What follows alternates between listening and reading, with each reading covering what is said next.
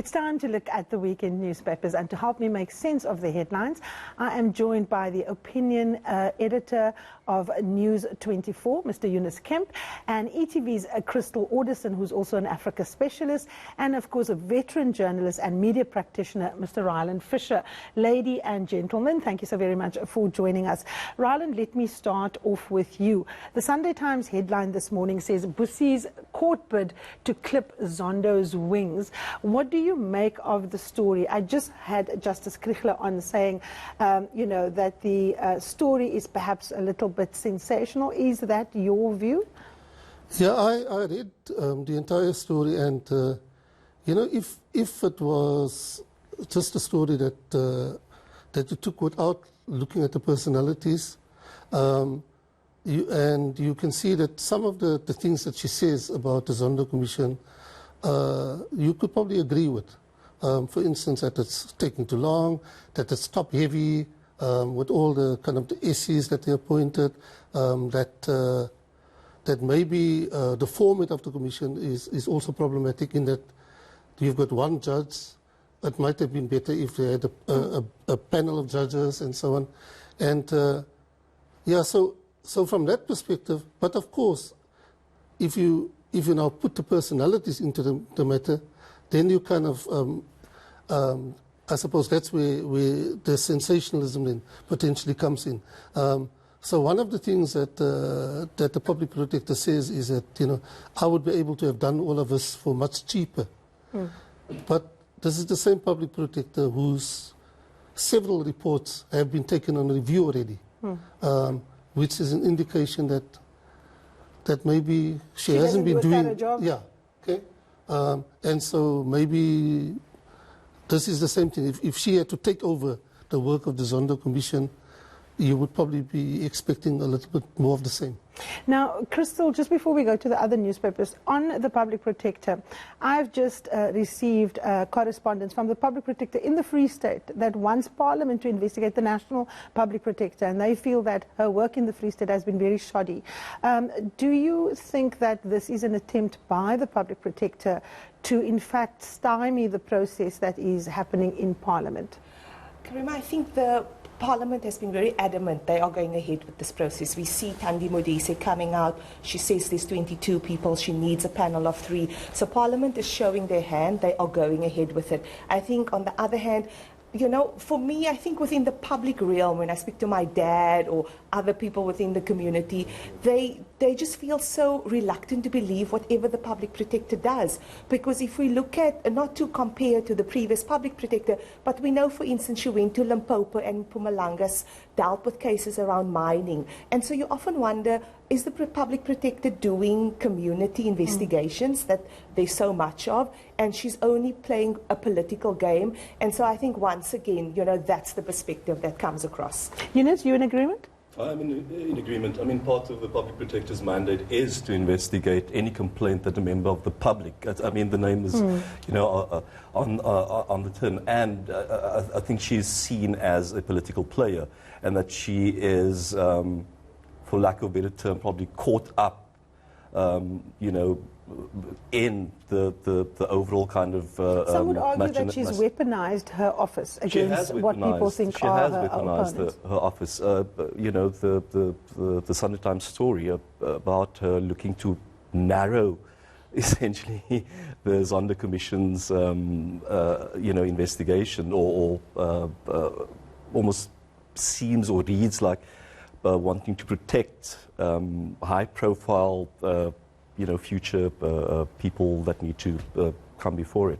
All right, let's move swiftly along. City Press headlines. Crystal, you have a go. The social grants bleed from the post office. I mean, this is a story that just boggles the mind, isn't it? Absolutely, Karima. And someone I've been following the CPS case. Now, you must remember the CPS made millions. If you looked at their financial statements of the social grant. So this week we saw further allegations against the acting CEO, and I think we're going to get more stories about procurement, how she was involved in hiring her friends, and that tit for tat is going to take place. Now we see this case, and of course earlier this week we saw CPS they are finished in this country. They need to pay SASSA back around close to 400 million. So you then ask yourself, why can the post office not deliver social grants, which is essentially the biggest social grant in Africa? Yes. It supports millions of South Africans, and they can't do their job. So I question whether or not everything is well in the post office, because you know, they have to do a job. The systems are there. Why are they not doing it? And it clearly seems that we're going to have to bail them out again, which I think is unacceptable. Ryland, you wrote a beautiful article talking about our common humanity in the blog that you write. The issue around social grants is, of course, for the most indigent in the country. I mean, this kind of thing ought not to be able to happen. Why is it still happening? I think what has happened in our country is that those of us who have been privileged to enhance our status in society, we've kind of forgotten about where we come from, and we've turned a blind eye to the poor people in our society. And it's about looking after us and not really worrying about, you know, what happens to poor people. You're right. I mean, it's you know, you can't forgive what has happened with SASSA. I mean, it's a crime basically against these people.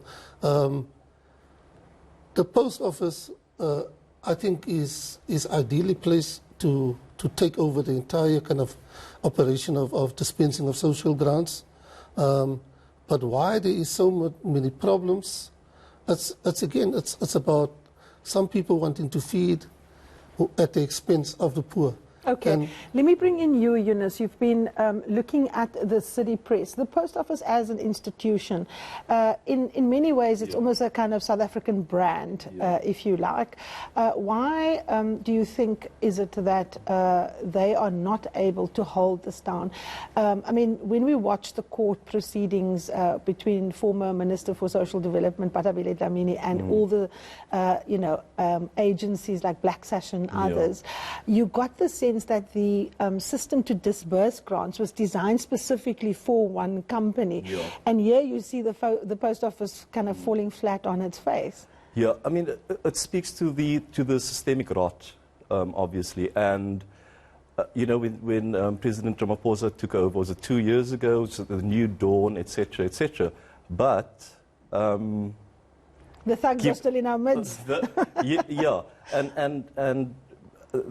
I mean, I listened to him at SONA, but for me, I'm looking forward to Minister Mboweni, this, drilling down into timelines, etc., money, etc., and the rot is still there. They still need to backtrack and fix a lot of the systemic issues. Okay, let's go to the other big Sunday paper headline, the Sunday Independent. It of course has an extremely provocative, headline. It says ANC or CR's ANC hitless. Ryland, what is fascinating for you about this story? Firstly, is it a story that one can say has legs? Is there evidence in the story to back up that headline? No, I don't think so. I think the story, just from what I've seen of it, looks like it's there's a lot of innuendo. There's a lot of kind of conjecture that's been brought into the story, and I'm looking for the facts, and I really can't find the facts. And I'm hoping that it's not kind of part of a play again in terms of the factionalism within the ANC, where the media is kind of wittingly or unwittingly used as a player in this factional battle within the ANC. Yunus, you're nodding your head? No, I agree. The word that came up when I saw the headline was factionalism, and where you as the media sit. Again, wittingly or unwittingly, and I think we need to be careful in the media. We obviously have a responsibility, but I mean, this also, kind of speaks to the fault lines within the ANC. But this is quite controversial. Specific people, and some might say, well, they are part of the one faction for lack of Crystal, you've been in the media for very long. You've also operated in African countries where political leaders use the media to wage campaigns against their enemies, real or perceived. When you read the story, what is it that jumps out at you, that alarms you about the story? Is it a really important story? Because we know there are divisions in the African National Congress. Are there enough people on the record, for example, in the story?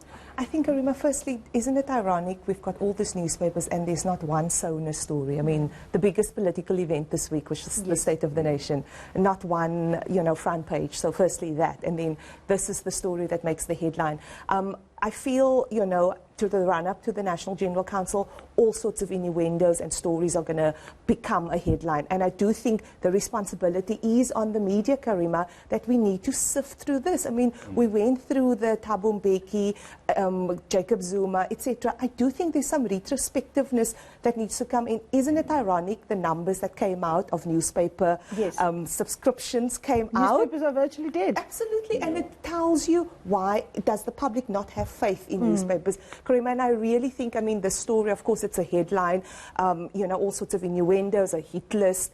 I really think, it's time for the media to take stock. And as we head towards another major political event, really ask the hard questions, interrogate news angles. Absolutely. We have run out of time. There's obviously lots still to talk about. Ryland, Crystal, Yunus, thank you so very much for your time. Well, you've had your fix for the week. See you again next week. Thank you for watching.